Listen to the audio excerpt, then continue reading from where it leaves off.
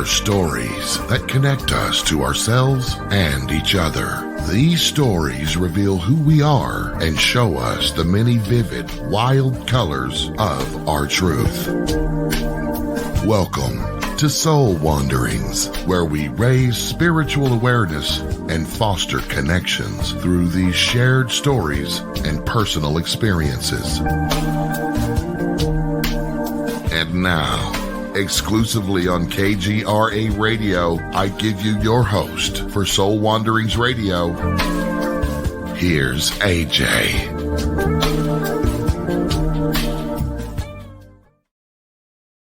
Friends, welcome to Soul Wanderings. I am AJ, your host. And as always, I say this every week. It's my favorite night. We are stepping into some full moon energy. Who else is feeling it? It's a full moon in Pisces, and I'm really excited about it. It's all about stepping into your intuition, listening to your intuition, developing those psychic abilities, and so much more. I could go on and on. I just love the moon. But I also have noticed this energy throughout the week from myself and my clients and customers alike. Everyone's feeling fatigue. Who else is feeling the fatigue? I want to hear what you guys are experiencing over in the chat and the comments. And I would love for you to share. So make sure you are hanging out on KGRA Digital Broadcasting's Facebook page or YouTube page and share with me, what are you guys feeling this full moon energy? Granted, it's not here for a couple days, but the energy is alive and well. Plus, a lot of our planets are in retrograde. Who blames their experiences on retrograde? Because if you do, Mercury has just landed there. I'm not one to do that. I don't even know if it's a thing for me, but I know a lot of people believe in it, and a lot of people really believe that affects them and their technology and their experiences. Let's get the conversation going in chat. And then let's introduce our guest, and we'll have a lot more to talk about as well. Hello to everyone who's filing in.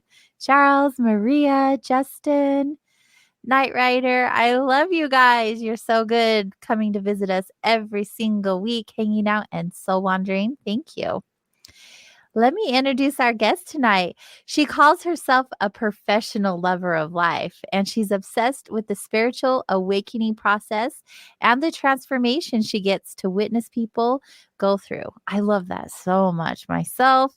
She combines her energy healing with creative consulting for clients who are looking to take things to the next level spiritually, professionally, and personally.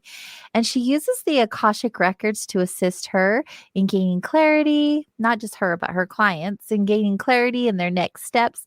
And most importantly, the confidence they need to take inspired action. She assists her clients through letting go of limiting beliefs, past trauma, or false stories they've been telling themselves for good. Who would like that to happen? Most of Toni's work is done remotely, and she helps people from all over the world.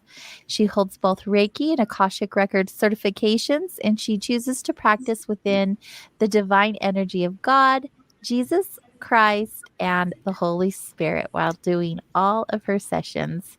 That's got to feel good. Hi, Toni. Welcome. Hello, AJ. Thanks so much for having me. Oh, I'm so excited. I found out about you through a mutual connection. And as soon as he shared, he's like, you're going to love her energy. She has so much good things to share. And I have to give a shout out to Scott. Scott, thank you for the referral. We have this beautiful goddess sitting with us this evening. Welcome, welcome. Thank you. Thank you. Yes, thank you, Scott. And when he told me about you, I was like, oh, I have to learn more. So it was definitely meant to be, and I appreciate being here tonight. I'm very excited. Good. I love it. See, it's perfect. Everything is perfect. So we soul wander. We get to know you on a personal level. like who you are, where you've been, where you've come from, and why you do the things you do now. We don't just land into these positions and purposes and callings in our life. We go through a lot of stuff before we get there. And I imagine there's no exception with you. So let's get to know you better. Why don't you share a little bit about yourself? Yeah, so I love your name, Soul Wanderings, because I definitely think I'm a wanderer and I let my soul guide where I wander. And it's taken a lot of time to get to that place, a lot of ups and downs and roller coasters, as many of you have probably experienced. And mine, started off, we tend to hear this story a lot, I feel like now, working really hard, climbing the corporate ladder, and then just realizing one day, like, this is not feeling good. My body isn't feeling good. I was around 28, 29, and I felt like everything was falling apart. I had cystic acne, back problems, stomach problems. And I just came into work one day and I had been watching what's the show HGTV? I want to buy an island, and I don't even know what that is. I want to be on an island. I just was daydreaming about being on an island, and I just came into work one day, and I literally was like, I'm done, and I booked a one-way flight from work to St. Thomas, Virgin Islands. I had never been there, and didn't know what I was going to do, didn't know what the plan was. And I was like, I'm just going to go for it. And people thought I was crazy. I went to Miami and I didn't tell anyone until I got to Miami because I figured people would try talking me out of it. And then I got to St. Thomas and I was like, you know what? I'm going to give myself 7 days to get a job and a place to live. And I did it in 6. And I thought this whole time that living on an island was just going to be paradise. But I realized that all of my problems, all of my body issues, my anxiety, panic attacks, they came with me to the island. And that's when I had that aha moment, like, oh, shit, there's way more to this than just moving. It comes with you. Yeah. You want me to keep going? Yeah, definitely. I mean, I just can't even believe that you just decided one day that you were going to do that. Not very many people would do that. We're so confined and stuck in our routines and our boxes that we dream about it, but we don't put action towards doing it. Well, kudos to you. But how did that go with you taking your baggage with you? Yeah. So before I'd like to kind of mention some key books because I know people are kind of always like, what's a good book to read? And I think it's always whatever you feel called to. But at the time, before I even went on the journey, I'd started listening to Eckhart Tolle, Power of Now. I would fall asleep to it because his voice was so like, oh. And so I just, was listening to that more. And I was really trying to figure out how do I heal my body? Because I felt so miserable. I didn't even want to leave my apartment sometimes. I didn't want to go to work.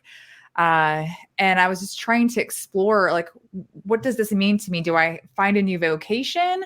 Do I, just do something for fun? I couldn't figure it out. And I also at the same time realized how scary it was to live on an island by yourself, without a car. And I told myself, though, I need to stay for at least 6 months. I didn't want to just give up because I was scared or I wasn't feeling it or it wasn't as, glamorous as I thought it was going to be. So I stuck it out. And I would walk to work. I would take the little thing that went around the island and I would just have all these experiences and these aha moments. And I didn't really know what it meant at that time. I didn't even know what a spiritual awakening was at that time. I was very religious, very practicing Catholic at the time. And so in my mind, I'd always been told those things were wrong or evil or not right. And so it was really just trying to explore what that meant to me. And during that journey, I realized that there was a problem and a need in the market. And I was like, I was paying all this money for coaches and all these people to help me. And I couldn't seem to find one that was a good fit for me. And I was like, I wonder how many other people are experiencing this. And so that's when I tried starting my first business. I'll kind of pause there. So that's yeah. Yeah, that's it. That's where it started. So at that Yeah. point, you had not even had been aware of, let alone had a spiritual awakening. You Mm-mm. just saw a need to um, have a major life change, and through your experiences in those 6 months, not quite finding what you were looking for yourself, and also learning a bunch of things along the way through your books and your experiences to know enough to say, hey, there's got to be a better way for other people. So Right. how can I show up for them? So you had this desire to Mm-hmm. do just that. Is that when your Yeah. whole life transformed, as far as um having a purpose, having a desire to reach out and guide other people along their path? I think I've always had that actually. I always love to give this example. Like when I was a kid, I wouldn't clean my own room, but I would love to help you clean your room, you Right? know? Uh, Yes. so I think that's always been in me. And I think for many of you out there, I'm sure you're empaths and Mhm. HSPs, yeah. Which I didn't realize so much later on in the journey what that was. But I never realized that I could feel other people's emotions, and I took them on as my own and wanted to solve their problems. And I didn't understand that made me feel better, not in a way like a prideful way, but it just felt good in my heart, So I think that's kind of been with me my entire life. But no, it was a lot of failures actually. I call that like the first what slap from God, I guess. Me moving to the island was like the wake up call from God, like the splash of cold water in my face.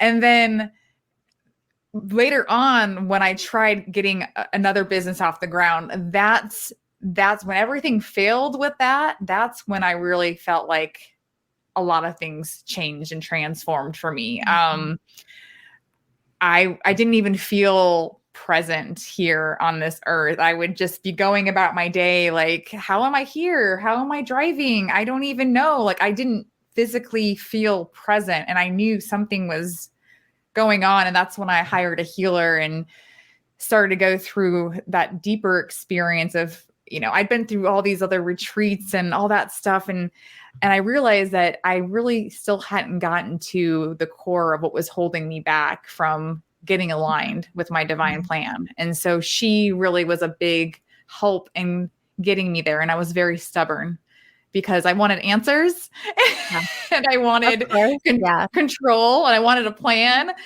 Sure, Mhm. you all can resonate with that. But she stuck with me, for a year.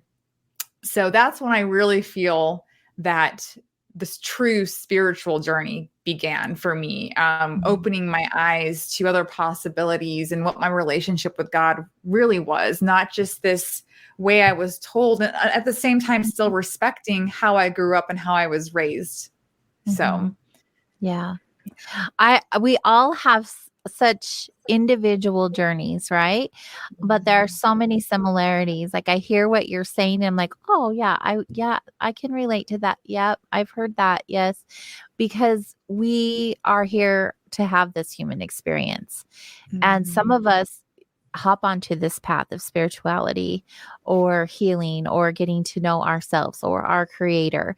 And it looks so different for each and every one of us, but also a lot of the same tools, if you will apply to most of us, right. because a widget's a widget. Like in this case, it's all the same at the end of the day, but very individual for each and Right. every one of us. And being an empath, being a healer, you tend to go through like the school of hard knocks, if you will. Like you can't do it easy. That's just not the way it's done. I feel like you have to be knocked around a little bit.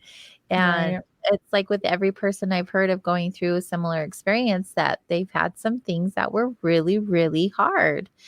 And Mhm. um, I'm curious for you, what that was. What was the catalyst for you in your journey that was like, okay, this is it.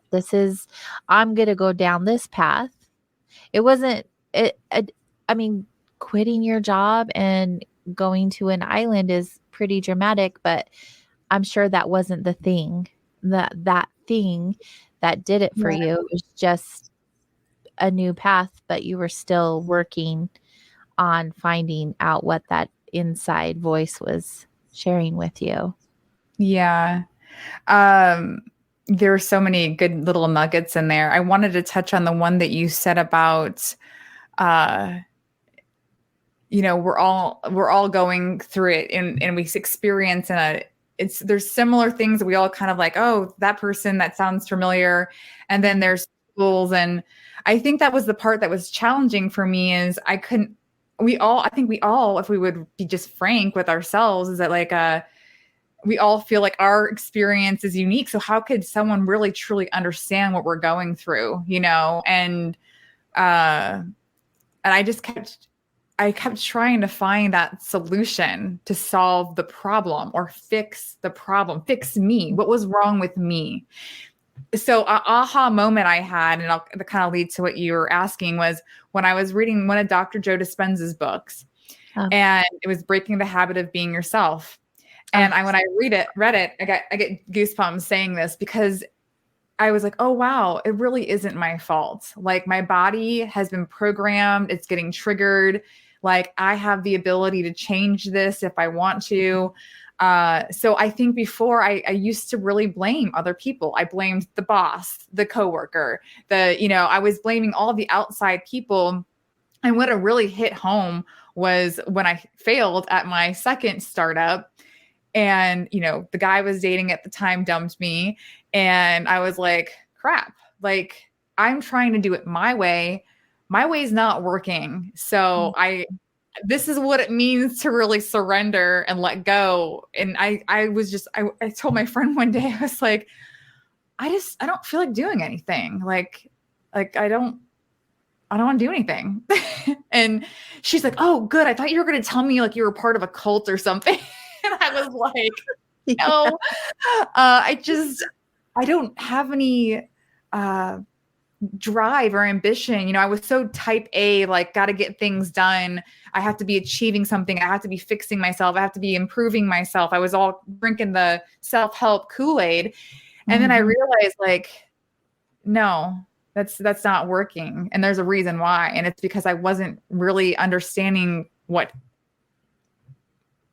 his plan, God's plan, the universe's plan was for me. I was trying to plan it all out, basically.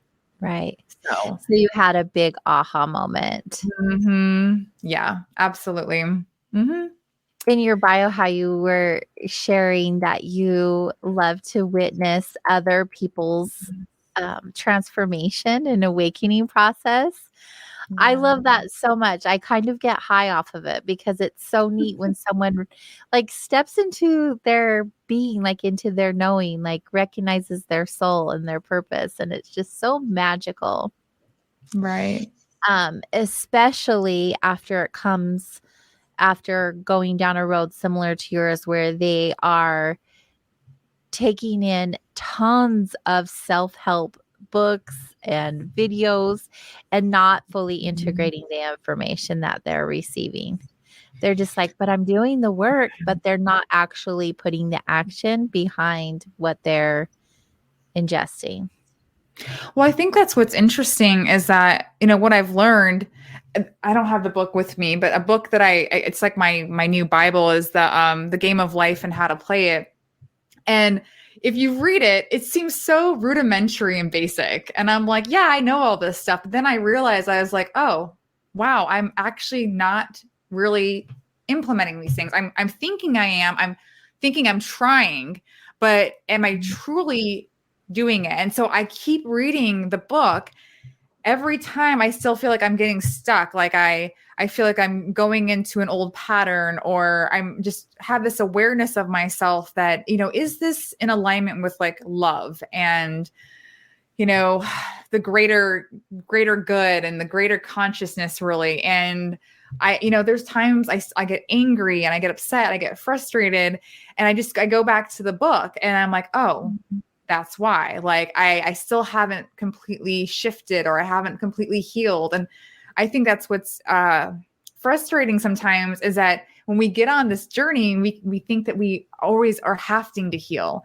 And I think sometimes we get too caught up in healing that we think that there's something always wrong with us. But I like to turn it around into saying we have these moments, and the more we become aware of these moments, the more that we can go in and, like, I don't know, dissect them and then let them go, and then just go back into integrating into the real world. I feel like if we get too caught up into trying to healing and fixing ourselves, then we lose a part of ourselves in that. And we get almost stuck in this safe world. Like, I didn't want to socialize. I didn't want to go out. I didn't want to do things because I was in this safe little bubble of healing. And that was my excuse, right. I'm healing, but yeah, it's an interesting journey for sure. And it's becoming more interesting with so many people out there expressing their views and perspectives on things. And that's what I think concerns me most in my heart, is that people at the end of the day have to remember it's their journey, for themselves. Yeah. And we're all just out there talking and giving our perspectives on our own journeys, Exactly. You had shared a video. Now, everyone go over to YouTube. Well, if you're hanging on YouTube watching us, don't do it now, or open up a new window. Watch it during commercial break. It's really short. But you did like a truth bomb about life. Yeah. It was one of your most recent videos. And I was like, preach, because people get into these, oh gosh, I call it toxic spirituality. They just, spiritual junkie in a bad way. Yeah. And, everyone does. They have an opinion, and nobody's right. None of us are right. I mean, we all have our opinion and our experience, but nobody knows. Like, we don't know. That's why we're here. That's exactly why we're here, because we don't know. And for us to say that we know, and we can show you, and we can guide you the way, like a lot of these spiritual gurus do, is a bunch of BS.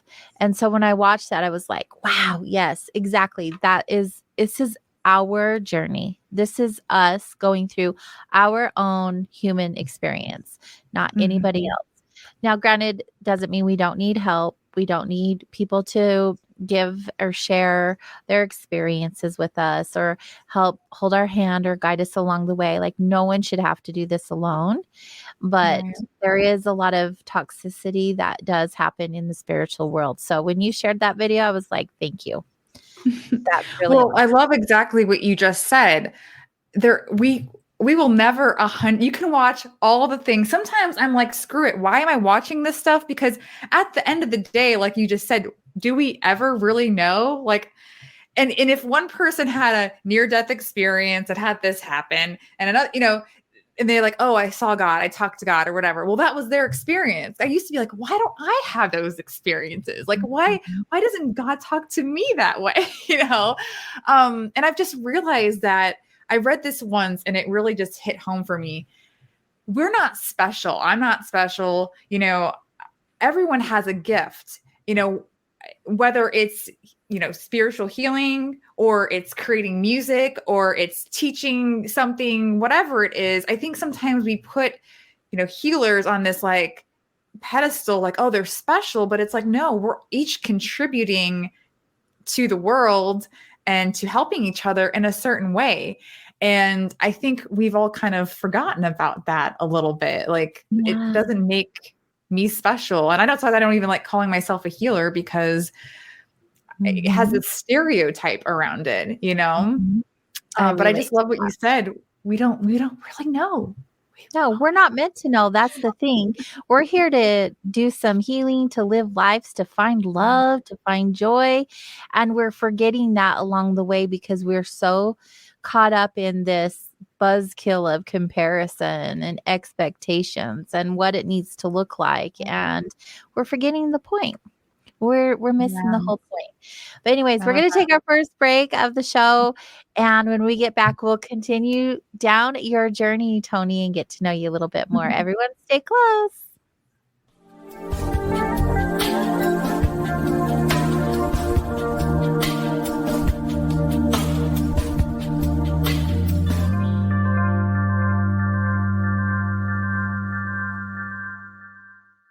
Hey members, the new KGRA DB app is now available on iOS and Android devices.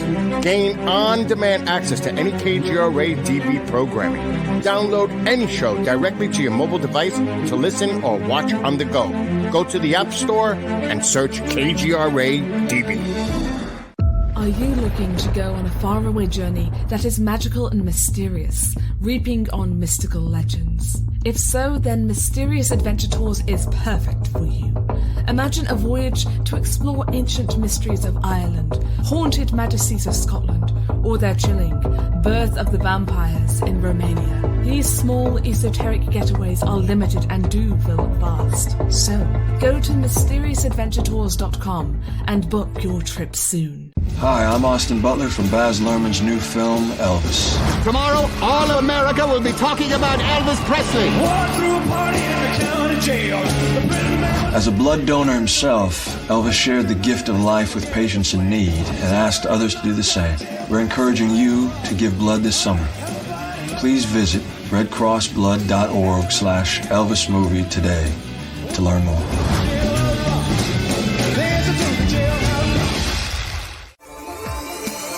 You're listening to the KGRA Digital Broadcasting Network.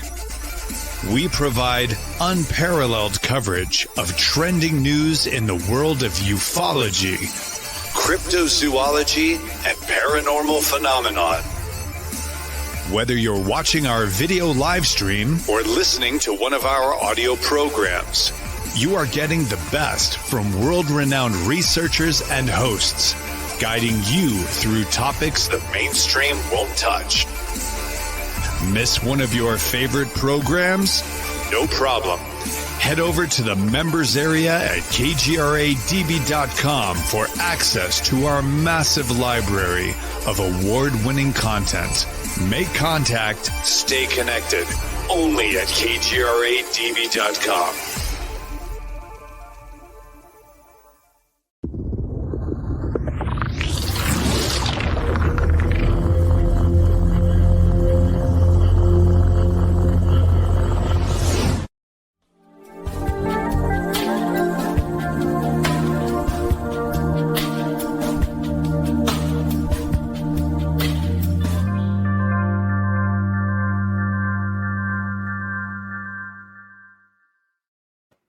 Hi, everyone. Welcome back.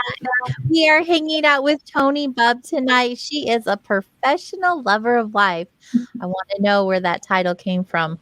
Oh, yes. Forgot to tell that part of the story. Yeah. So when I quit my job, I was a recruiter at the time. So I was doing marketing recruiting. And so everyone is always big into titles and, what kind of degree you had and everything. So when I quit, I was kind of like, F you, corporate America. Like, I'm a professional lover of life and I'm going to write about my experiences. And so I put that up on my LinkedIn. I put my picture upside down and like a Tommy Bahama, like really like, casual shirt.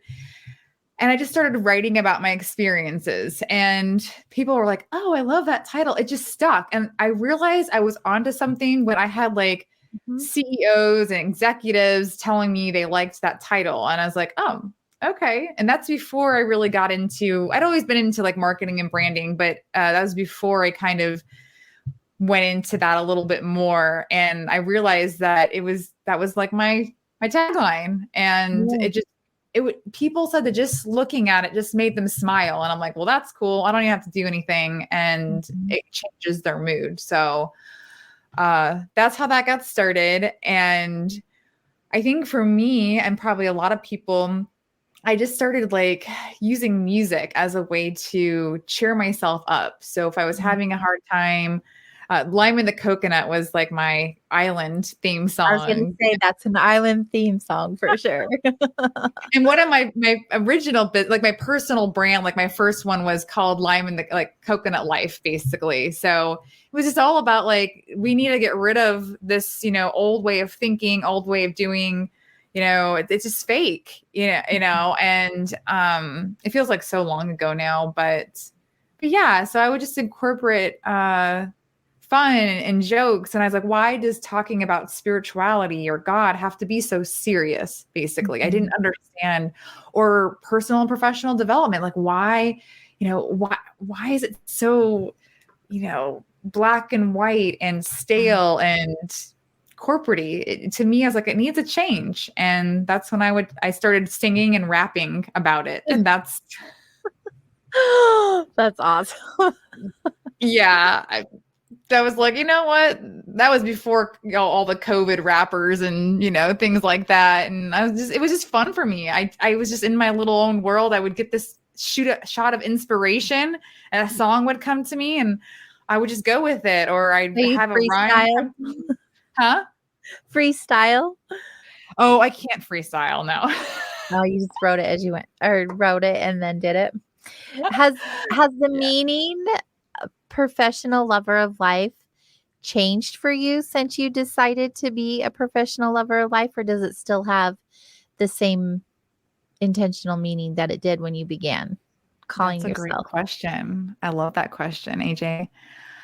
I think sometimes it's a good reminder for myself, when I am getting into workaholic mode or I'm not paying attention to my stress levels. And I'm like, oh, what lights me up? What makes me happy? What do I need to do to get myself back to that place? Because I think I would be, sitting here. You'd probably think I was full of shit if I was just like, yeah, your life's perfect all the time. And you're a professional lover of life all the time.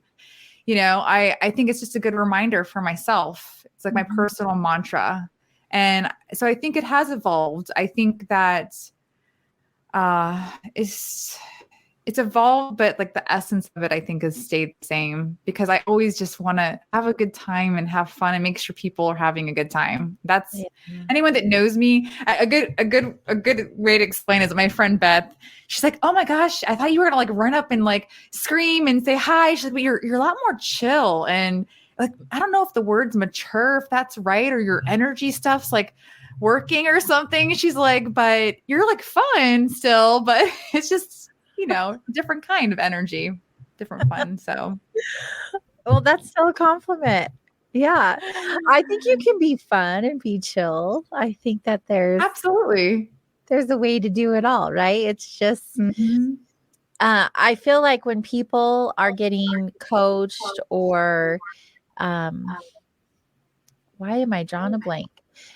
If they're being mentored in some way, they probably assume or expect that person to be really high energy.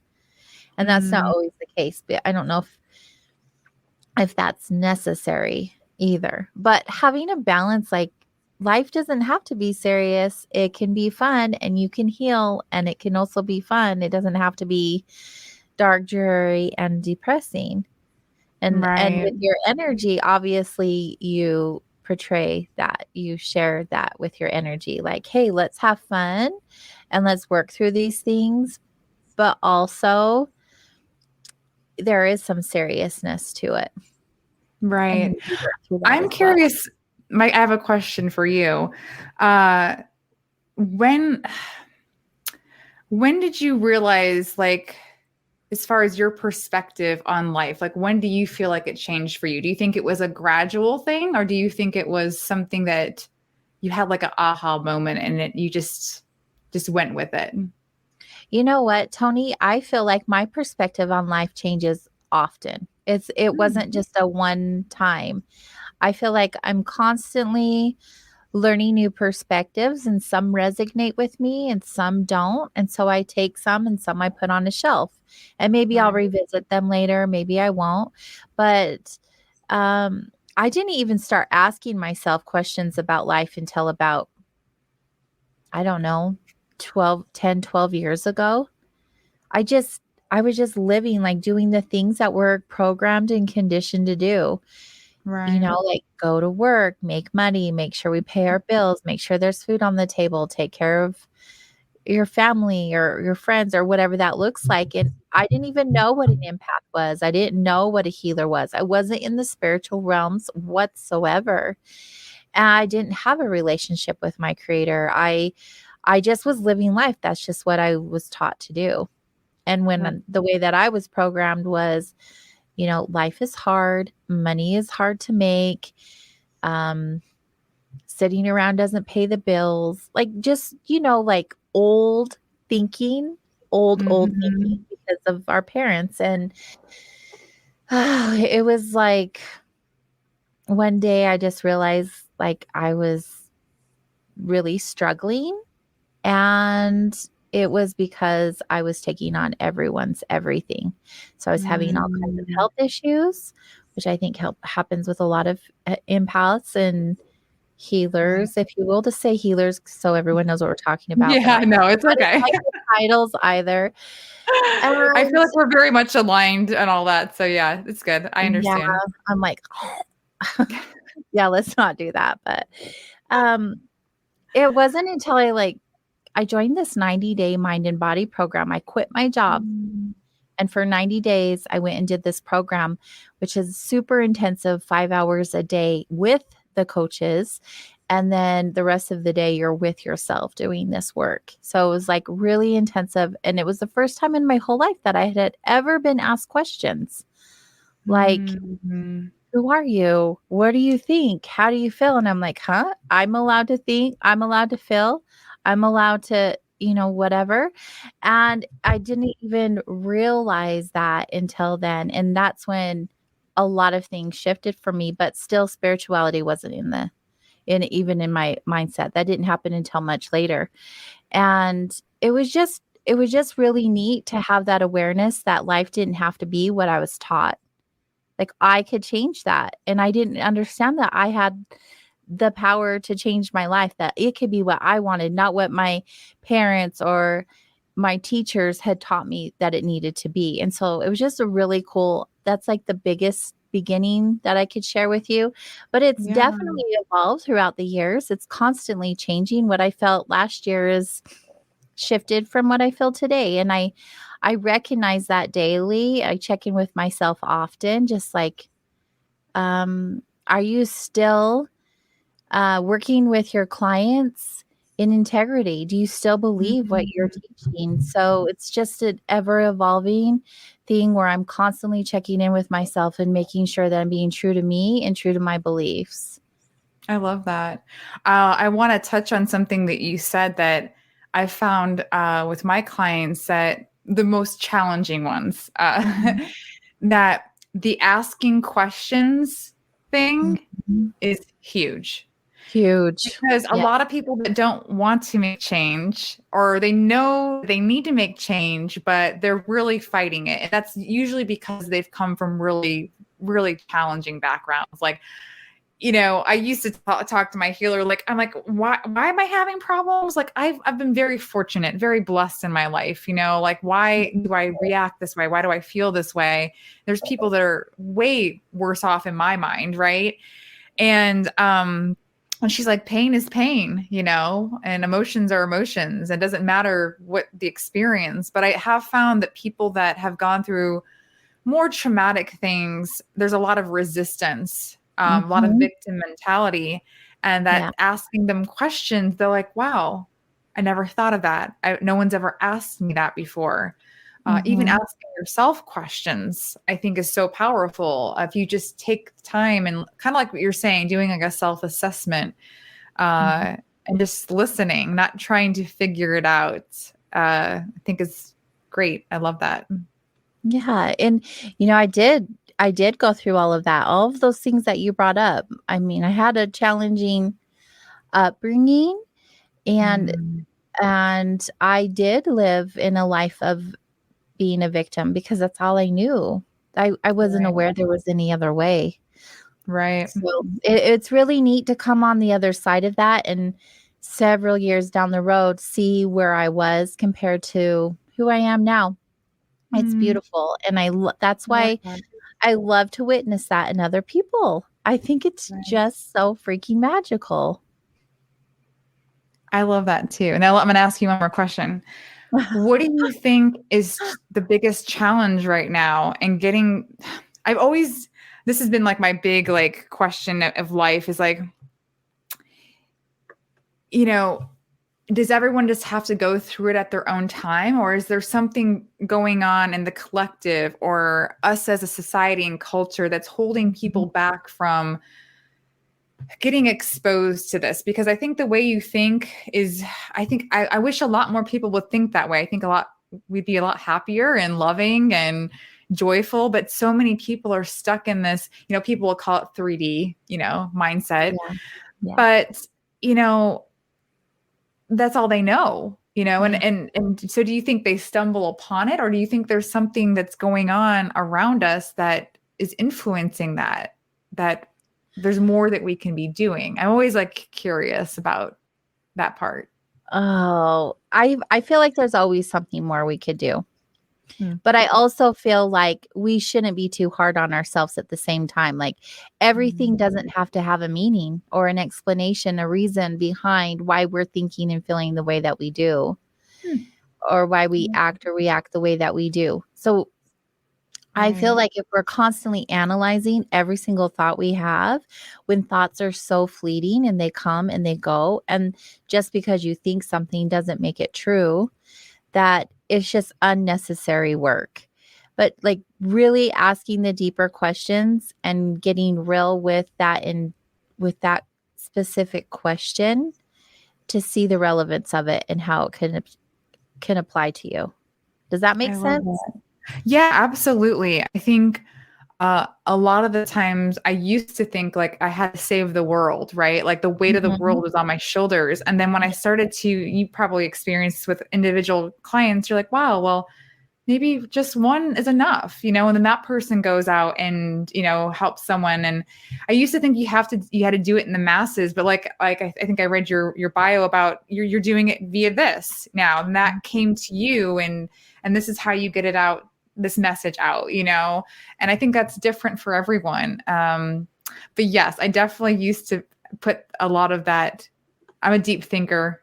So I love what you said there is like, sometimes I overanalyze and think too much about things. And I think that's a great way to put it. So thanks I was just curious. Yeah, thank you. I mean, we all have our experience. We all have our perspective. That's just how I feel today. Maybe next year I'll be like, oh, maybe I do need to analyze every thought I have. But that sounds exhausting to me today. That's not something I want to do, because I've been there. You know, I have been there. I've been in those places where everything had to have a rhyme and reason, and it was exhausting. It really, truly was exhausting. And the hustle mindset, when I first got into self development, I remember there's all these groups like Impact Training, and there's Tony Robbins, how he does his thing. And I never really got into that whole thing, but I witnessed it, and I would listen and watch him like through media, but not attend. So I'm sure the energy was quite different. But I just thought, wow, that looks really exhausting to me. Like, I really don't, I don't want to heal that way. That's not for me. It's great. If I could just take all of Tony Robbins people and like convert them over to this way of thinking, it would be great. But he keeps coming up in conversation. Like, I don't know, it's crazy. Oh, really? I know he's like an obvious one, but it's just so funny that, but yeah, it's so intense. It really is. And it's unrealistic to, you know, live that way on a day-to-day basis. And what happens to those people afterwards is what I want to know. Are they still doing the work? Are they still healing? Because it's so in your face and abrasive. Like, it's exciting at first to be like, wow, I'm allowed to think what I want, feel what I want. That's great. And you get addicted to that energy at first. It's a high. Yeah. It's a high. He's selling a high. Yeah, because I actually I got gifted to go to one of his events once, and I was the girl next to me, she had gotten gifted it too. So it was, and we just happened to sit right next to each other, of course. And the whole thing, I was just like the whole time, I'm like just thinking in my head. Actually, I was at the event where he did the whole Me Too thing. It became really like it was on TV and all that stuff. But anyways, the whole observation was I was just kind of like, well, whatever. But I was really glad I stayed till the end because he had Stephen Coe come on. Are you familiar with him? Stephen Coe? He's like a pranic healer. And it sounds familiar, but I'd have to look and then I'd be like, oh yeah. Yeah. I had no idea who he was at the time, but he facilitated a meditation at the end and everyone had gone because they're like, oh, no more Tony Robbins. He's not here anymore. Mm-hmm. And so there wasn't like hardly anyone left in the stadium. And it was the best experience of the entire thing. And I, to this day, still watch his stuff, Stephen Coe. I've even used some of his meditations with some of my clients. And it's just interesting how it's such extremes, basically, like mm-hmm. how someone like that would be, But also there's something for everyone, right? And so yeah, there's someone to meet you where you're at. No matter where you're at, there's going to be your guru or your mentor or your teacher or your friend, no matter where you're at. I love that. Yeah. And I think it's just, we're just having our individual journey and everyone is going through their own individual experience. We need someone on every platform to meet us there. Right. I love that. Yep. So tell me, you're on this island. Did you have a spiritual awakening on your island? Like, when did the spirituality aspect come into your life? Yeah, that's when I got more into the alternative healthcare. So that's when I started learning about EFT and energy healing. So I went to my first energy conference. I was looking into becoming like a holistic nutritionist then. So I was working at wellness centers and stuff. But that's when I went to my first energy conference in Arizona. And I was like, this is so cool. I was just fascinated with it for some reason. I just thought it was different and it was unique and it just felt right. So that's kind of like where my journey started into it. But it was just reading a lot of different books and going to a lot of different crazy retreats, Yeah. Transformational retreat there, this one there, Each one I felt like kind of pulling back the next layer, basically. But like I said, I don't think it really hit me until I had all that stuff happen with the business and the boyfriend, and it really just in my body, like everything just felt different. And I just couldn't quite put it into words. And I didn't want to be here. Like I would just go to God, like, okay, so, we need to figure this out because I don't get what you want me to do. I've asked you what you want me to do. I've tried not doing anything. I'm just sitting here talking to God. I'm like, I'll just say, if I wake up the next morning, that means you need me here. So, okay. But otherwise, I really don't want to be here. I would just have these conversations with God and I just do a lot of nothing. Basically, I would just make money just so I had money. I was like coaching, life coaching, career coaching, because I used to be a recruiter and manager and stuff, but it wasn't like I was trying to build anything big anymore. I really didn't care. I just wanted to make money so I could travel, and I would really go where I felt called. I'd always feel like called to go somewhere, and I would just follow that, really. And it wasn't until I got attuned for Reiki. So my healer, she goes, I know you don't think you want to heal. You're not a healer. She's like, but getting attuned will help you feel more grounded. And I was like, okay, I'm all for that. Yeah. So I do that for you. Yeah.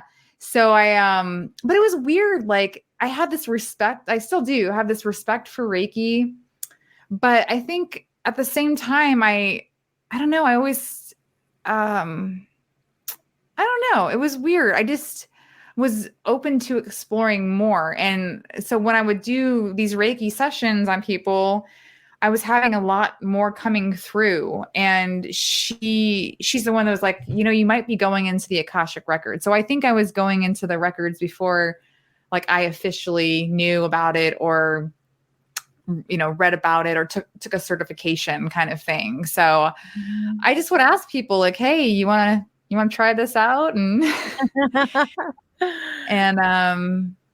and what would blow my mind, which I'm sure this is the part you love, is like the stuff the complete strangers would tell me that was like super accurate or like, and I knew nothing about them. And I'm like, how is this possible? And that's where I just got fascinated with like energy and quantum physics and how does this all work? And, but for myself, it's always been a little frustrating because I was like, I'd have this whole time, all these people were having these like amazing experiences, but I was like, I'd hire healers and coaches and I'm like, why isn't it working for me? Or why do I still have these problems? Or I was like, so that is still, that part still gets to me sometimes, if I'm being honest. Well, that's your humanness, and that's okay. That's the part of us that just wants to know everything or expect things to look and be a certain way. And I don't think that anyone necessarily can heal that from themselves 100%. That's part of being human. Right. We have both sides of that coin, definitely. Yeah. I really love those moments though, when you are so in tune with your client in that moment and you just share because it's there and it resonates with them because you can help them in such profound ways when you do. And I just think that's pure magic. Yeah. And it still blows my mind every time, What's interesting, I don't know, I'll give some people, I don't know if they know what the Akashic records are, but yeah, I've read this book, like, I don't know how many times, and, which book is that? Oh, by Linda Howe.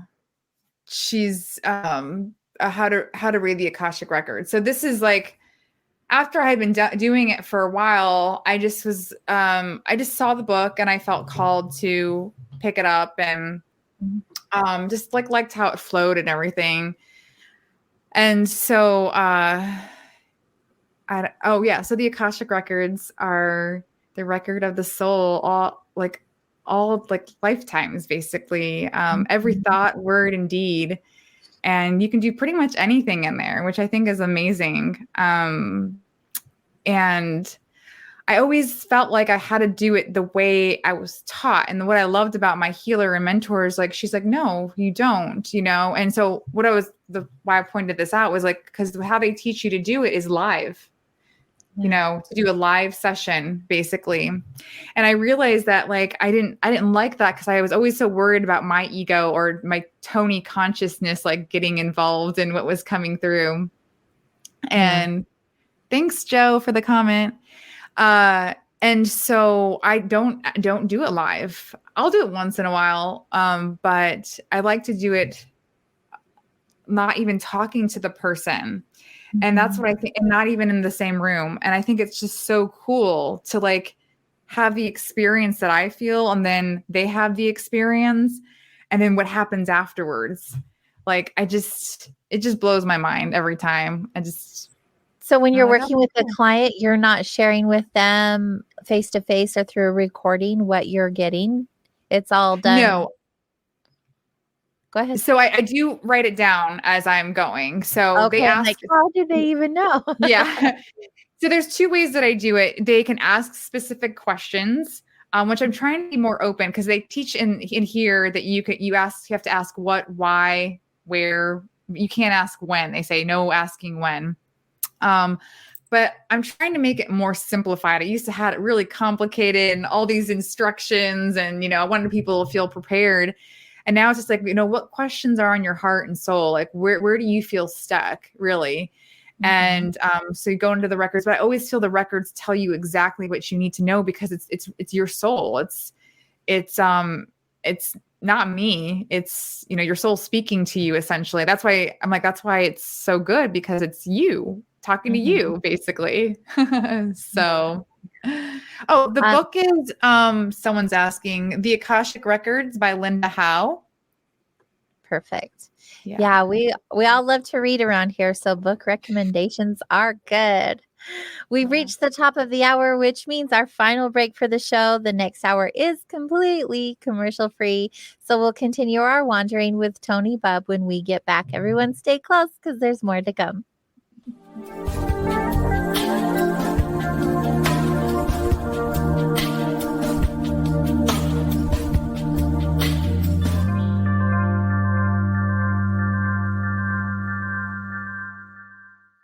Hey members, the new KGRA DB app is now available on iOS and Android devices. Gain on-demand access to any KGRA DB programming. Download any show directly to your mobile device to listen or watch on the go. Go to the App Store and search KGRA DB.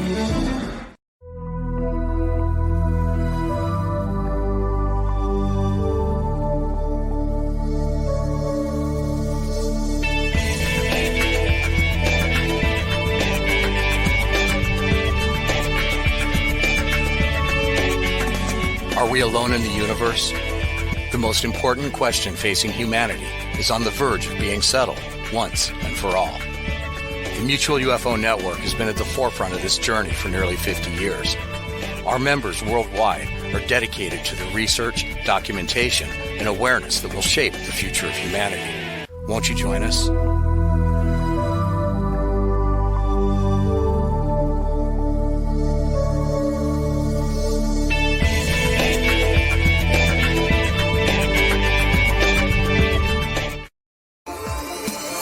You're listening to the KGRA Digital Broadcasting Network. We provide unparalleled coverage of trending news in the world of ufology, cryptozoology, and paranormal phenomenon. Whether you're watching our video live stream or listening to one of our audio programs, you are getting the best from world-renowned researchers and hosts, guiding you through topics the mainstream won't touch.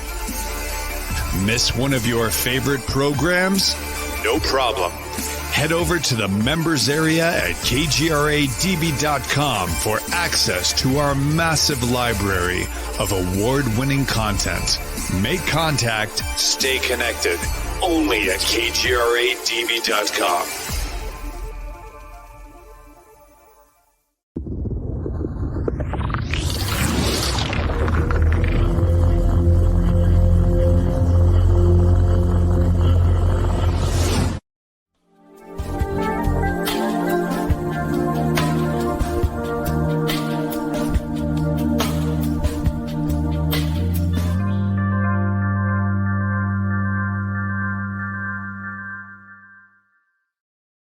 Hello, lovelies. Welcome back to Soul Wanderings. I am Adrian, your host, and tonight we are hanging out with Toni Bubb, and we'll get to know her a little bit more. But first, are you guys joining us on kgradb.com? Because that's where our show, Soul Wanderings, is hosted, along with several other amazing shows that are played here on the station. We have lives, we have pre-records, we have extra content behind the scenes. We have a members area where you get even more goodies.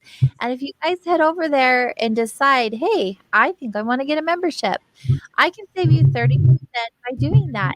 You use the promo code SOUL21, SOUL21. That gives you 30% off your annual membership, which is a lot of money, a lot of savings. And we all can build our big, beautiful brains even more and save money. What's not to love about that?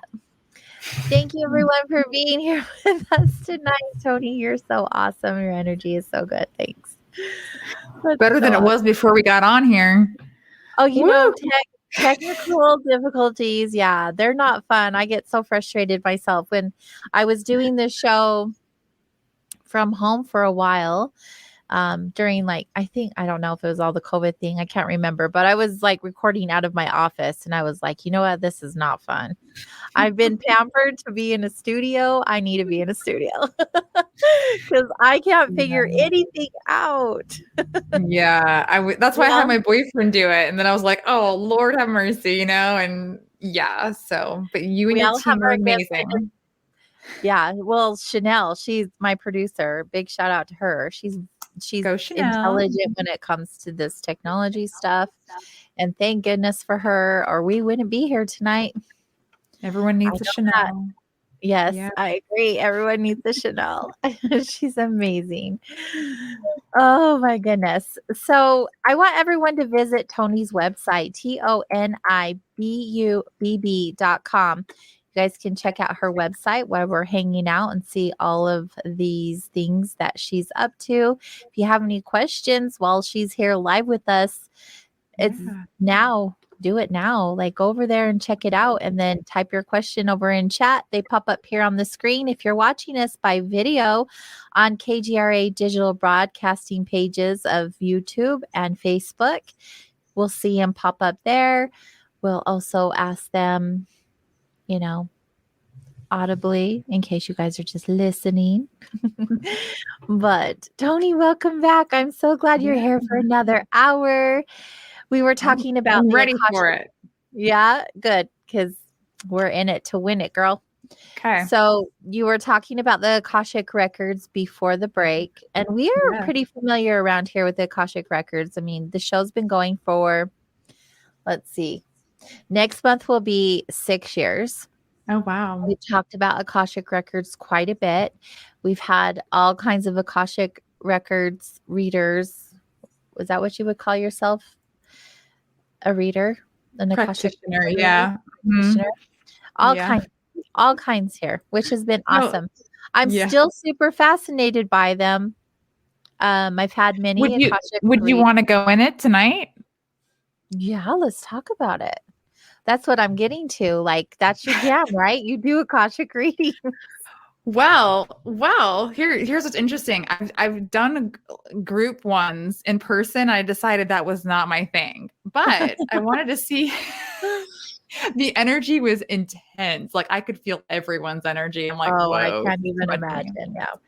But what's cool, you probably know this, you can open up a group.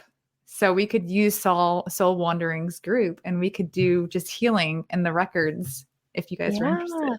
So. Yeah. Everyone in chat, you're interested, right? Let's get thumbs up. Let's get yeses. Let's get some action going on over there. We have a lot of activity in the chat room. They have these conversations behind the scenes. And when I go back and read them, I just have to laugh. But I see pork chops and... Oh, yeah. A lot of times because it's dinner time, they're talking about food. And I'm like, thanks. That makes sense. Thanks. I used to eat dinner after the show, but I realized that's way too late to be eating dinner. So I eat dinner before the show now. And that helps a lot. So they can talk about food all they want. It doesn't affect me anymore. Oh, Absolutely. Look, we're getting some thumbs up. So I think that's a big yes, Toni. Okay. That'll be fun. You let me know when you're ready. Yeah. I say go for it. No time better than now. Okay, cool. So before we do this, I'd like everyone to, we can do it a couple ways. So you can set an intention. If you're having anything you're struggling with physically, pain in your body, anything going on emotionally, mentally, anything, go ahead and just set that intention for it to be released in the records.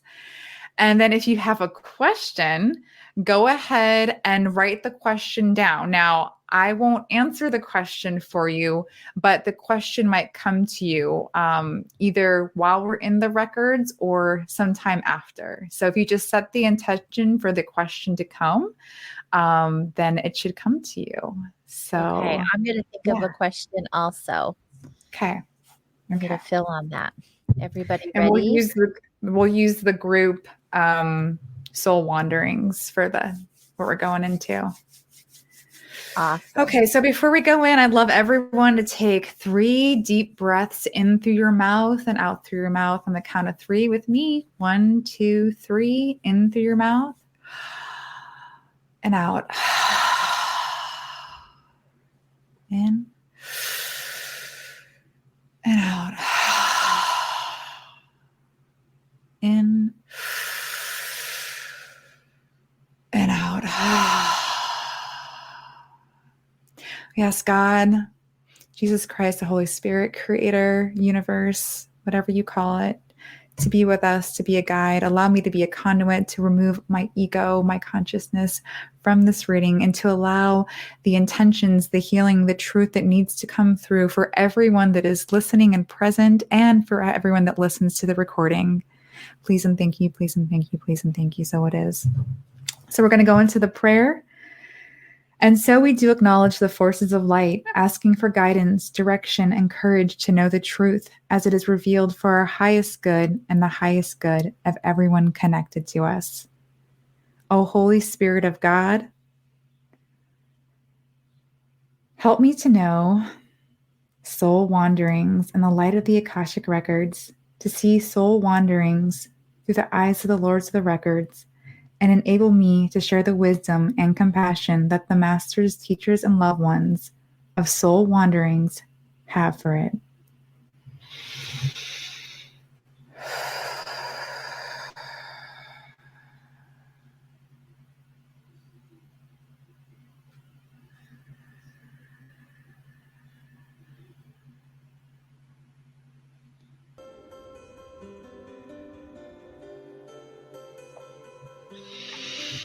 I would like to thank the masters, teachers, and loved ones for their love and compassion. I would like to thank the Lords of the Akashic Records for their point of view. And I would like to thank the Holy Spirit for all knowledge and healing. The records are now closed. Amen. The records are now closed. Amen. The records are now closed. Amen.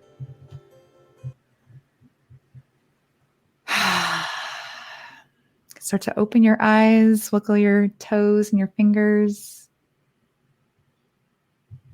Welcome back. What was that like for you during that time where the records are open? What do you experience and what do you feel? I can feel it. I don't even know how to explain it. It's just like this, I guess, going through a car wash of God's energy. That's how it feels. And when I do it with multiple people, I get really sweaty in my armpits. I mean, the body does what it does, right? Yeah. So, I was trying not to, I could feel some sadness, I was trying not to get too deep into feeling individual, situations, basically. I could feel like this little like tear right here on my eye. But really, I just set the intention for everyone that whatever the intention, whether it's a pain in their body or a stressor, to let it be healed and for their questions to be answered in a divine way and according to their divine plan and divine timing. So yeah, I don't know. There's just no rhyme or reason to it. I just let it flow, basically. I've stopped trying to control it and I just trust that it works. That's all. Yeah. Did you feel anything? I'm curious. Well, I wasn't able to close my eyes and fully engage, but Okay. I still feel like, even though that was the situation for me, I was holding space for you. Like I could feel energetically. I just was in my spot as a host to Yeah, not that makes like sense. totally check out in case something happened. But who felt something during that experience? We're getting that was awesome, Toni. Oh, good. Toe tingly energy. Totem and energy. and that's the thing. I feel like when you are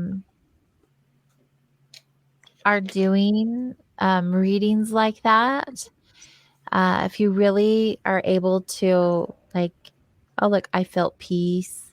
I think it's really beautiful because even though you don't like necessarily have an understanding of the experience, but are open to receiving what's Yeah. meant for you, like you'll have an experience of some kind. You'll feel something. Right. Well, that's why I wanted to do it here because I simply believe that if you believe it and you're open to receiving it, that's all you need. Why complicate it? You know, Yeah. I've read so many, I start to read these energy books and I'm like, holy Moses, like what are they talking about? Like they're all over the place. And I'm like, can it be simpler? You know? And I think sometimes, you know, I think maybe because I am so analytical and I overthink things that I love just going into that space because I'm like, I just let it go and it works. And because I just 100% believe in it, 1000% believe in it. And that's why I wanted to do it with your audience because I figured what better audience to do it with. Yeah, So, definitely. Well, yeah, thank you very much for the gift. absolutely. Truly. And I feel like even on the, like, I'll go back and listen and really tune in. That will be my opportunity to really let go and be in the moment more so. But also everyone else who's listening, you can do the same. You can check out the replay and tune into that energy. Again, if that's something you feel like you need for yourself. That's the Yeah, beautiful thing about it. absolutely. I just have to say, like, you have a really like beautiful glow around you right now, and I'm not sure if that's because of what you just It's the shared. lights. Is that what it is? I think it's more than that, actually. You're funny. I'm pregnant and I'm announcing it here for the first time. But I don't know who the father is. That you were going to share? No. Okay, so Toni, yeah, well, you shared on your Facebook. Yes, I do I'm have trying an to go and find announcement. it that you had an announcement. So is that what it was? I do. No. But my last name might be changing soon, so keep an eye out for that. Oh, No. fun. Yeah. No. So, again, very serendipitous. Thanks for sharing, Katie. She said she saw rectangles like doorways. Ooh, That's cool. cool. Yes. Um, So cool, Katie.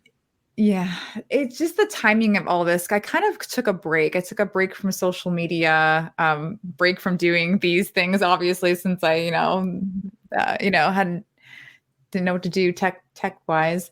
But I feel like, it all was for a reason. And so because I want to share this with everyone because I think this is really important. And this was kind of behind the whole truth bomb video. So we're going to get deep here, folks. You ready? Yes, let's do it. Let's get deep. I love this. Woo-hoo. Okay. So we've gotten to know each other. We did the surface level talk the first hour. Now we're going deep. So, but the reason I posted that video was because I've been through a lot and I feel very deeply. And that means when I go through pain, I feel it very deeply. It's very hard for me, emotionally. And you asked the whole professional lover of life thing. And, what I found is that I'm at the best place in my life. I'm the happiest I've ever been. I feel like, I'm really staying true to who I am and, who I interact with and all that stuff. And I truly feel like I can say, yes, I'm a professional lover of life. I travel, I do what I can and all that stuff. But the reason I said the truth bomb video was because all of that, would you ever know that behind the scenes, I'm dealing with some pretty challenging family issues, like my dad's been diagnosed with vascular dementia. And, it really has, my family has almost like fallen apart in, the last couple of years. And, it's really hard when your healer has always told you that there's something between you and your dad. And I always thought it was like I was supposed to be helping him or, we were helping each other. And I didn't realize it until this all happened that this is why I'm here. This was the thing between me and my dad. And it's so hard to watch someone that you love and know doesn't remember your name. Yeah. So, oh, sorry. So I say all that to say that you still have to honor when you're going through a hard time and not feel like you always have to be on 100%. And so allow yourself to feel the feelings. It doesn't mean that you go on a video and you cry like in the moment. This is just happening, serendipity, it's not serendipitously, that's the wrong word. It's happening because it's supposed to be happening. I trust it and I'm in a safe space. But a lot of times on social media, we'll see people just, share these things and share what the hard times are going through. And I think it's important on how you do that, and you do it with tact, and you do it with respect for yourself and other people. But it's important to know that you can still have joy for yourself. You can still follow your dreams and your goals. And so I say all that to say, as a healer or a coach or anyone out there that's helping other people, you have to know when to pause and stop and know when you need to get help yourself. And so I had called in a couple of my healers, one friend, and I had an experience with her. And I love what she said at the end to me. And she goes, do you and Randall pray together? Randall's my boyfriend. And I was like, no, not really. I pray a lot and he watches me pray. And she's like, well, you should try praying together. And so we did. We prayed together. Oh, thank you for sharing. ERRT radio. Ronald. Yeah, it's really hard. Oh, Ronald, sorry. No, you don't know. I'm just saying it's Ronald. Okay. So I had, thank you, Joe. So I had, she said, you pray with Randall. So I said, okay, Randall, we're going to pray. And it was kind of like this goofy, awkward, prayer. I just said what was on my heart and was like, okay, so it is. Right. And, so in the midst of all this, I wake up the next morning and I have this email and it says, I'm destined to know you. And it was from this guy. His name is Scott Paul. And he said he was starting a business and he was interested in talking to me. And I said, well, I'm very limited on time. I've got a lot going on, and not with work, but with the family stuff. It is a priority for me, right now. And I think, a lot of the times what I feel bad about in corporate America is that we don't have compassion for these life events, right? It's like you have to go to work, you have PTO, but like how many people really take time off, to really process and go through these hard times, And so that's where I feel really blessed. And if you're working a corporate job, and you've been thinking about quitting, I encourage you to do that because it gives you a freedom that, it's just so beautiful to have. And so anyways, we've had several conversations now, and he told me the name of the company is Chill. And I was like, what? I was like, oh my goodness. And it's a meditation centers and all this stuff. And I was like, how the heck is that even possible? And so I say all that to say that when you're going through a challenging time, when you're trying to figure things out, know that you can take a pause, you can take a break, but also still be open to things coming to you, and be open to receiving and knowing if it's the right thing for you, then it will just work out. It will be easy. It will be like you're just merrily, life is but a dream. Just, that the whole rhyme or whatever. So that's the announcement. I've been in conversations. We're talking about this chill. We're kind of calling it like the chill experience. And what's so cool about it, that I think is cool, or it's in the very beginning stages, is that it really takes everything, puts everything together that I think people are looking for these days. They're looking for travel, or just to get away and have like a chill experience, or maybe have someone guide them through that experience, which would be like a chill certified coach. But these coaches are more than just coaches. They've got experience with sound healing. They've got experience with breath healing. They've got experience with all these different modalities. And you can go anywhere in the world and have a chill experience and know that we've vetted these coaches and we've vetted these venues for you, and that you're not next to a train station going by every night when you're trying to meditate, stuff like that. So it's still evolving, but that's what it is. And I'd love for people to, so I was working on the landing page, and of course, another technical difficulty. It looks bad, and that was my fault. But if you're able to go to the landing page, it's bechillmysoul.com. And you can, if you're interested in learning more about it, you can sign up. So when we have more information, so it's in the very, very early stages. But if you're interested in becoming a coach or a venue, that's really what it's about. So, but why I love these guys is because for them, it's more than about building a business and making money. It's about helping people, getting this message out to the masses in a way that isn't religious or isn't a stereotypical or isn't like this black and white version of what healing is supposed to look like. It's just chill. It's whatever chill experience you want to have. So that's all I really got for right now, because there's not really much more, but you can go there. That's so exciting. What is the website one more time? Yeah, you can go to Be Chill. So BE Chill, mysoul.com. And like I said, it looks like crap right now because long story, but you should be able to still click on the buttons. And if you can't figure it out, you can just go to my website. Yep. bechillmysoul.com. You can go to my website and just send me a message and say you're interested, and we'll get you on the email list. So yeah. Oh, thanks, Chanel, for doing that. Yeah. Thank you, Chanel. She's on it.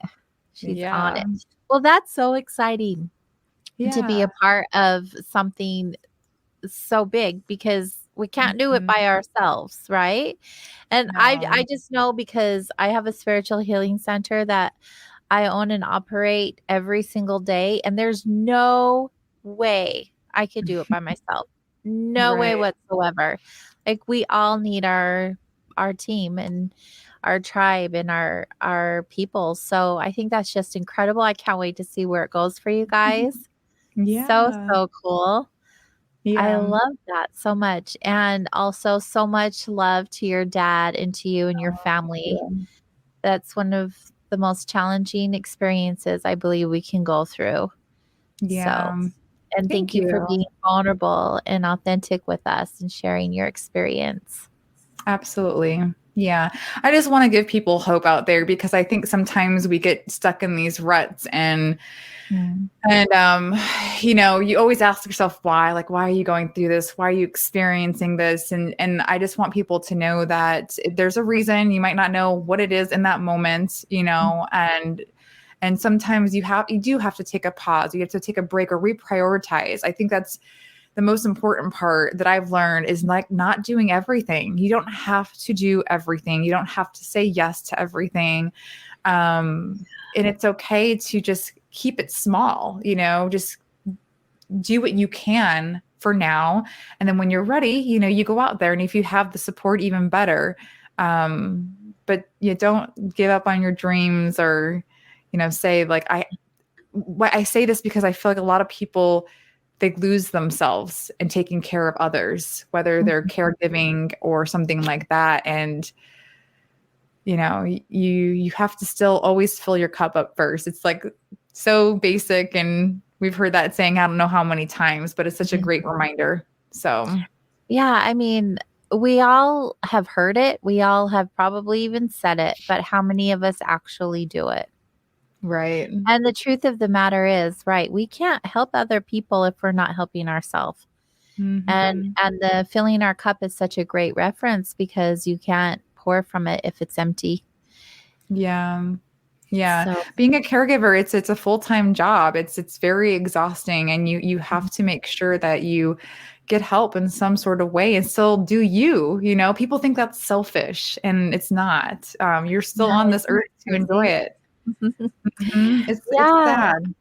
Well, it's the conditioning that we have, but also I feel like that's shifting. I think a lot of people will maybe have even gone too far in the extreme of self-care and loving themselves. But Who am I to judge? Just I not know it's like it's just an extreme one observation. extreme to the next, it's like, Right. yeah, I mean, sometimes you gotta, I realized that too when I was in the whole, self-help thing. And I think that's why it's good to like weave in and out of it and just be the observer. And Oh yeah, definitely. yeah, but like I said, it really comes back to what you said. Like if you simplify it, it's like, what does this journey mean for you? What is your relationship with, I love the word creator, I think that's a beautiful word to use. And yeah, well, what does that look like for you? So yeah. It's so individual. Yeah, Mhm. definitely. Okay, so I'm going to move on just because I want everyone to realize all of the many things that you do. Like you're Oh, sitting here sharing all of these very personal things. I think that's mhm. amazing. And that's how we get to relate with you and connect with you. But Absolutely. you also offer assistance to other people and Yeah. you show up in the world. How are you showing up in Mhm. the world for other people? What is it that Yeah. you offer them? Absolutely. So I've been getting back on social media. So I have a new view of it before because I went through this love-hate relationship with it Oh, for a girl, I while. feel you. Yeah, I Like, do I don't do delete it? Do I not delete it? And then I'm like, well, if I have someone else do it for me, then I'm like, then they're gonna hate it at some point, you know. yeah. So I think it's finding that balance and using it as a tool and using it when I feel called to, right? That's how I always did it before. Never try to force anything. So just when I feel called to do videos, I haven't felt called to sing really again yet, which people are always like, oh, I miss the singing. But I trust in the timing and that'll come back when it's supposed to. I'm So I've looking been doing forward that to and you it. can find what? I'm looking forward to it. Okay. Oh, maybe I'll do a rap about us, AJ. Let's do Um, it. Don't ask me okay. to help you though. It's okay. It's okay. We can have it playing and as one of the The new commercials or Soul something. Wanderings background music. Yeah, for sure. Um, so you can find me on LinkedIn and Facebook, Instagram, I'm on and off. So the services I offer are Akashic Records sessions. And I don't like to just do one session. I found that doing 3 is really the most helpful. So I do a pre-energy session. It helps us to build trust.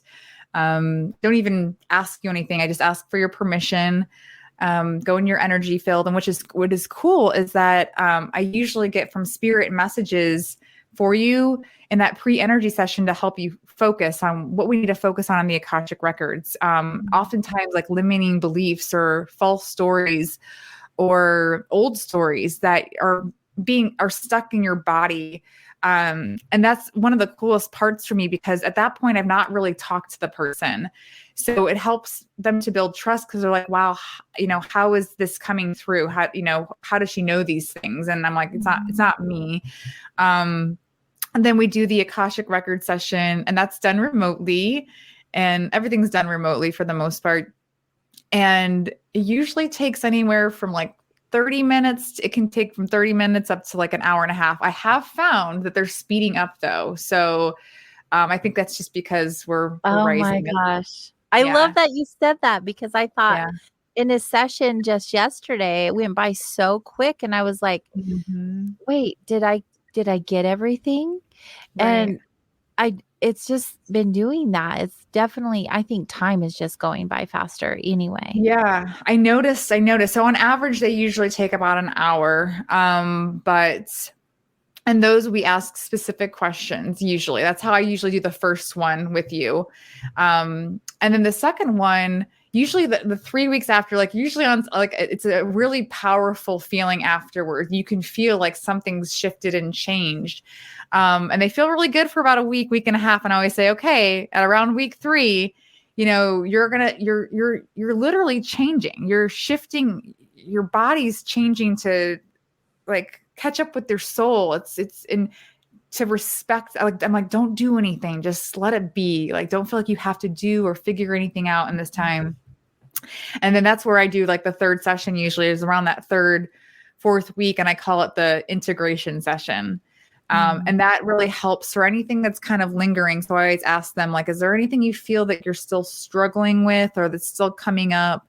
And that's where I just do that third session. So that's with one Akashic record session, you get 3 sessions. And then for my Star Healing program, that is really for people that are ready to, they're just really ready. They know that they need something. They're usually stuck. And it's not just from a soul spiritual perspective. They know that they need to make a change in their career and their vocation.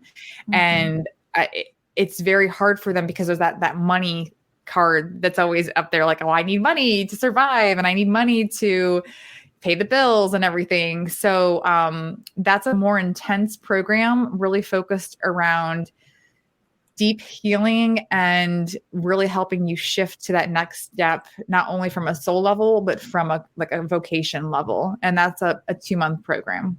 So you'd be working on like limiting beliefs and stuff like that. Yeah, limiting beliefs and again, physical ailments too. I always ask my clients, like, what's bothering you? Like, what's going on? Because gosh, one of my clients reminded me, so back when the Virgin Islands, when I had the panic attacks and all the anxiety, I had a practitioner teach me EFT. And I forgot how powerful EFT can be, emotional freedom technique. And I had this pain in my shoulder and my neck right back here. And I've been doing all the healing on myself, had the healers do the work on me. I'm like, why isn't this thing going away? And so I looked up what is the spiritual meaning of this pain. And I'm like, oh, okay. That makes sense. And so I've been doing EFT. It's just stress. My body is holding on, whether it's my stress or my parents' stress, whatever, my body's holding on to it in this particular region. And after I did the EFT, because my stomach was hurting so bad, I felt like my stomach got better, my neck got better. I was like, wow. So just really focusing on whatever things they feel have been stuck for a long time that hasn't been able to be released. So I do weekly sessions with them. But they're not on the phone. I'm available to them via text message, and we do scheduled calls, but it's very organic, not very like schedule-y. I just do the sessions when I feel called. I check in with them when I feel called. And just I let it flow, because oftentimes what they thought they wanted when they came to me shifts once they've gone through the experience. You know how that goes. Isn't that cool? Yeah. Yeah. So, I love it when that happens. What we think we need and what we think we want aren't usually what we think we end up finding we need or we really want. It's the digging deeper and removing some of that energy that's blocking us from our true wants and desires. I'm sure you've seen that a lot with your clients and even yourself. Yeah. It's so cool. Yeah, it is. It's really cool. And the reason I like just doing the Akashic record session alone is because most of the times that's all they need. I'll have clients, there's no like, oh, there's no like commitment of like 6 months or anything like that. If they feel like they need to have another session down the road, they do. But it's just how I meet the people and how they come into my life. It's just, they know they're ready, and it just happens, and it works. It's perfect. I love how it all lines up and works out that way. When did you find out or know that you had these abilities to connect to source energy or creator? What do you connect to, and how do you receive your information, and when did it all begin? Yeah. Well, that's the interesting thing. I was talking to one of my good friends and clients about this, and a lot of people say like they feel God's presence. Like I've always felt like I had a relationship with God, even, when I was Catholic and going through that whole journey, I always would speak to him. And I remember it was very liberating when I decided it was okay that I yelled at him too, that it was okay to yell and get angry and just speak out loud to him. Basically, we're never taught those things in church or anything. But when you asked that question, the first thing that came to my mind, And I would do it in the Virgin Islands too. Like I learned the EFT for myself, but then I found myself just teaching it to other people. I wasn't like trained or certified in it, and they would get relief from it. But I remember this one time in Nashville, I was with a friend and she was like stressed out or something was going on. And I just intuitively, again, this is before I knew what Reiki was, just went and put my hands on her, and she's like, oh, wow, like that feels better. And so I don't know. I think it just kind of, I don't know, kind of came naturally started happening for you. Yeah. Do you feel like that took place for you because of all of the work that you had done? Because I believe that we are all gifted in this way. We all have the ability to heal ourselves, heal other people through energy healing, through clair abilities, through all kinds of things, right? But we don't tap into that energy until we clean up some of our human conditioning. Right. Some people are born with it and always have that knowing, and some people relearn into it, I should say. Right.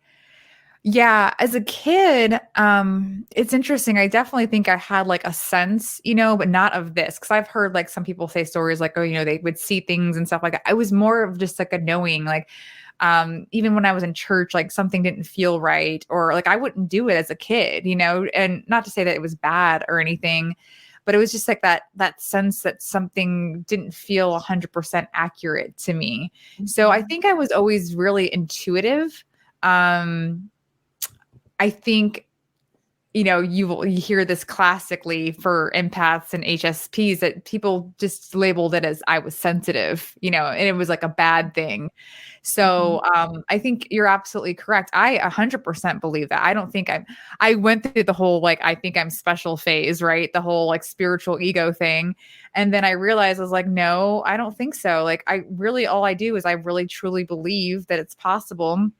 And I just ask for it to be done. I believe, I ask, and open to receiving. So I think if anyone is willing to believe and ask for it, then I think anyone can do it. I've been trying to find some people to, like, other healers to experiment with me, like, like, hey, I'm doing these things. Can you do it on me? I want to see if I feel the same thing that my clients feel, kind of thing, to see if it could be taught, basically.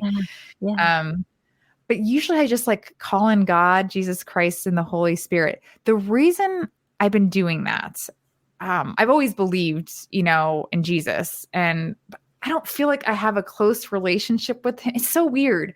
I feel so distant from him, actually, but I just believe in his energetic healing powers. And so I feel like if I can tap into those and I believe, then that's okay. But the only time I really feel anything is when I'm actually in the records. But the reason I've been tapping into that specifically is because, like you said, we never know. And I don't know 100% sure if there's other realms out there that aren't holy and pure. And so that does, just to play it safe, I like to just play in that realm, not to say that, not to say that there's other safe realms or whatever that can be accessed. But for some reason, to me, that just feels safe. I don't know if that's because of my upbringing or, what it is. I wouldn't say like, oh, Buddha doesn't feel safe to me. I mean, I've read lots of things by Buddha and Buddha practices and other religions and philosophies. And I wouldn't say, oh, well, that doesn't feel safe. But for me, I just feel like accessing that energy is the safest, because I don't want to go into something that I have no idea what I'm accessing. Yeah. That makes sense. That definitely makes sense. How do you trust your intuition? Like, how did you develop a trust in knowing that your intuition was worth believing in? But not listening to it enough times. Okay, so many of us do that, and that's exactly why I'm asking, because we're all intuitive beings, right? We all have this knowing and we ignore it. There's this interesting thing about intuition, though. I struggle. I have to tell you, though, it's weird because I feel like I'm very intuitive, but then I also feel like I don't know if it's old programming or things that I'm still working on, but sometimes I don't know. A lot of people say, "Oh, I trust my intuition 100%." I still question my intuition, because I like to look at it like a book of experiences, and rather than like, what is my intuition telling me right now? Because I found that if I'm just reacting to something in the moment, how do I go about this? This is interesting. Intuition, I feel like could be used if I need to make a quick decision, maybe.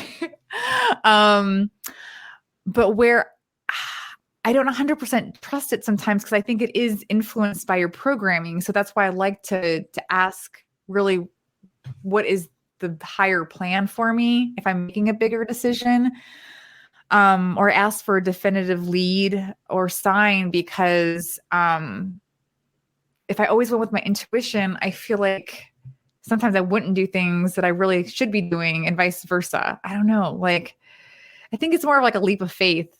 Yeah. Like, I don't know. It's probably an area I'm still trying to figure out or work on. So. Yeah. No, I think that's great. And I feel like if anyone was in touch with their intuition, was using it daily as a tool, that you would constantly be building that relationship. I think that would be natural. Right. I don't see why not. And sometimes when you have experiences that are just beyond definition, that are just so surreal and blow your mind, you have to wonder how and why. And we're not going to get those answers here in this lifetime because they're not meant for us to know right now. And so there's always going to be this, but what? Like, how is this even possible? At least that's what I feel. I don't feel like it's one of those things like we were talking about in the beginning of the show. We're not meant to know. But having that leap of faith and trusting what is allows you to strengthen that muscle, if you will. Right. Like having gratitude for it and acknowledging it and using it with good intention. So I loved, I don't have the book with me. It was like a download, I think, from a channel or something like that. It was talking about EMFs and 5G and chemtrails and stuff like that. And it talks about like how do you know you are on the right track? And to me, this is, I guess, kind of the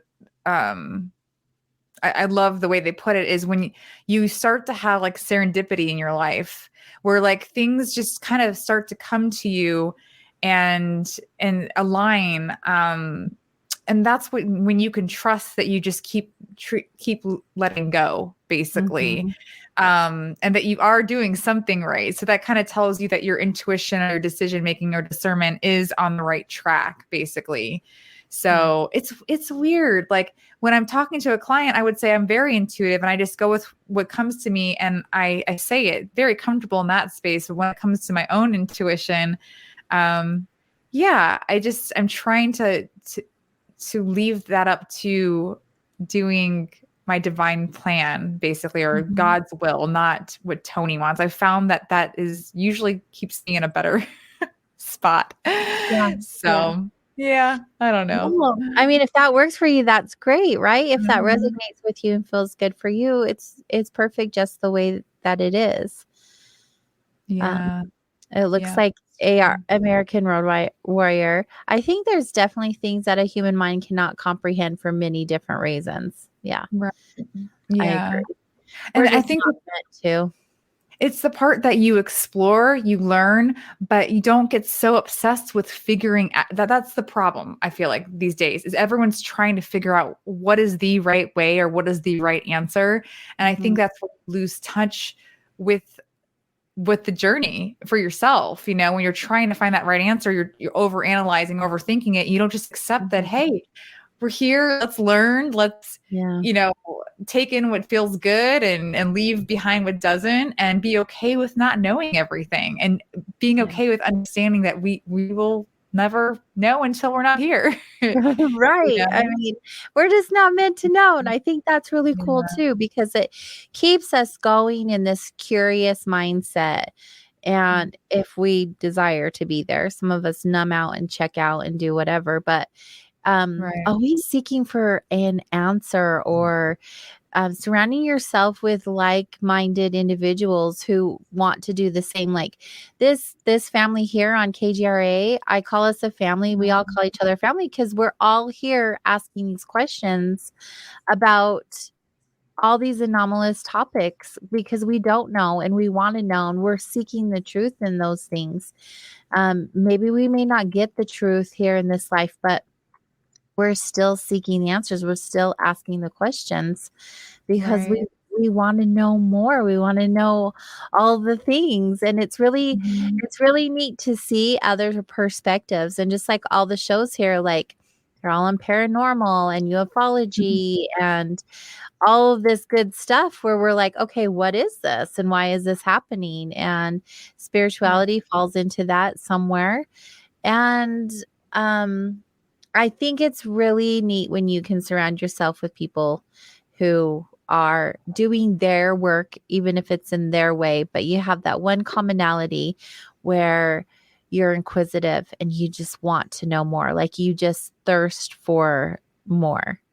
Right. And I feel like that's what this show is all about, and many other shows here on the platform and all over, even not just here on the station. And I just think that's what's really neat because we get your point of view tonight. Most of the people know a lot about my point of view. I feel like they should by now. I've been here for a minute. And then we have the chat going. And so it's just really neat to get different perspectives. Thanks for all the comments, everyone. That's so sweet. Yeah. And I think the fact that we are curious and we want to know is proof in itself that there has to be something bigger than us. And because if there wasn't, then we wouldn't care. Exactly. And do you think that's our intuition speaking to us? What do you think? I think it's so where do you think deeper that than that comes from? I think that's from a soul knowing. I think it's so much deeper than intuition. I think it's just part of our knowing. I give the example of like almost any child that's ever been like adopted, or maybe they've done what is it, this like a sperm donor or something. They always want to know like who is their real father or mother. And I think part of that is intuition, but part of them just feels like they came from someone. They want to know who that is. And I think that's what it is for us. We want to know who or where we came from. And I just think that's in us. And like I said, I feel like if we weren't wondering, then we might have really just poofed like, oh, we're here. But I don't think that's really the reality, you know? I think there's something or someone that had to have created us, you know? Why do you think we are here? What do you believe is the purpose to our human experience?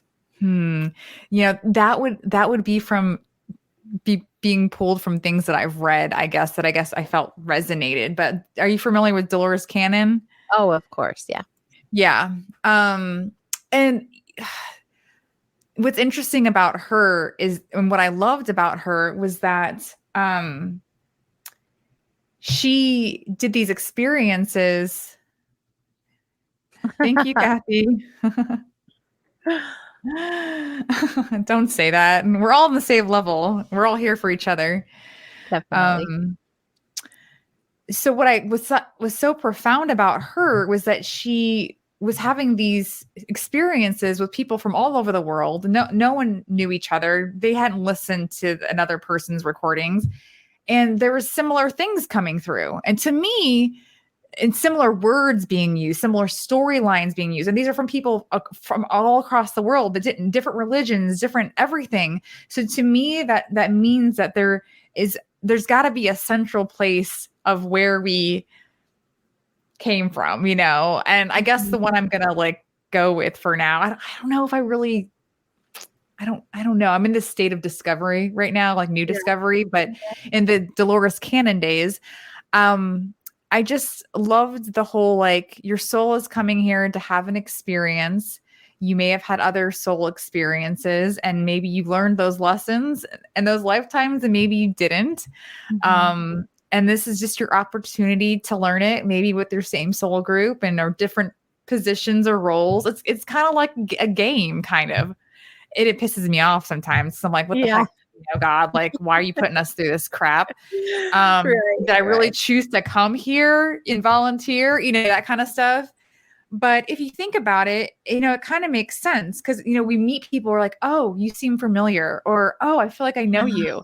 And it's like, maybe we really did, or maybe we were chatting as like two cool souls up in the cosmos somewhere. And we're like, hey, let's go to Earth and bump into each other. I don't know. I just think make the best of it while you're here, learn the lessons, try not to repeat the patterns, and try your best to not get too stuck in fixing yourself, but and just enjoy it. Sometimes I think we're here to enjoy it, and people lose. If you just work all your life, most people, that's all they do. They work. And then how are you really enjoying life? So I don't know. That's a hard one to answer. Be a lover of life, right, Toni? Yeah. Be a professional lover of life. Absolutely. Yeah. Just make the best of it. If we learn anything from you, definitely your title rings true to you. You can tell that you have an authentic way of living your life. You've shown up just like that. It's been beautiful. Thank you. So much gratitude for you and showing up the way that you have. Before we wrap, we have another minute and a half or so. Let's make sure everyone knows how they can get in touch with you if they chose to do so. Why don't you share your website and your socials with us? Yeah, www.tonibubb.com and Toni Bubb on Facebook and LinkedIn. Those are the easiest ways to find me. I wanted to answer. Joe just asked a question though. Real quick. I want to address this. Joe's asking about purpose, finding your purpose. So here's my perspective on the whole purpose thing. I used to feel like I had to find my purpose. And what I've realized is that your purpose doesn't have a title. It's really your why, like what gets you up every morning. So like my why is if I can put a smile on someone's face, if I can make someone laugh, if I can spark something inside of them to go out and live true to themselves, then I've done my why. And I don't care what my title is or what I'm getting paid or if I'm getting paid to do that. So you figure out what that is for you and then allow opportunities to come to you and don't be so caught up in the title or what it's called or the job. I know during COVID, I ended up, because I was worried, I ended up doing some recruiting. And I was like, just to play it safe, I'm going to do recruiting for a little bit. And I realized I hate recruiting, but I was like, I know why I'm here. And I was here for a much bigger purpose. So instead of looking at finding the purpose or a purpose, understand that there's always a purpose for you to be in any place at any time, as long as you feel like it's aligned in that moment. So that's what I found is this. I love that you shared that. Yes. Yeah. And I realized it was I was learning something about myself. I was like, oh, I really don't want to do recruiting. And then I also realized I was there to help some people that were there, so yeah. The way that it works out. Mm-hmm. It is the way that it works out. Oh my gosh, that's so good. And it's a perfect way for us to end the show. Time went by really quick tonight. Thank you for the conversation. Thank you for the connection. And to all of you, we've got to wrap. So we're going to cut it and we'll see you all next week with a new show live Wednesday from 8 to 10 p.m. Eastern. Until then, be good to yourself and be good to each other. Good night. Good night. Thanks for